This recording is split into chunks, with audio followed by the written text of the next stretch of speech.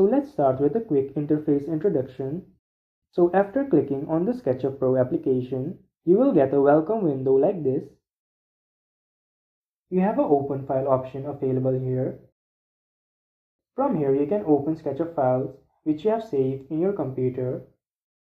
And down here, you'll get the recent files on which you have been working. By default, there are different templates available. Let's click on More Templates.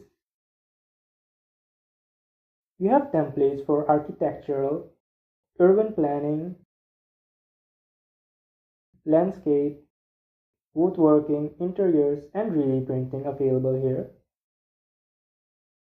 They are all in different units available. You can see the unit down below.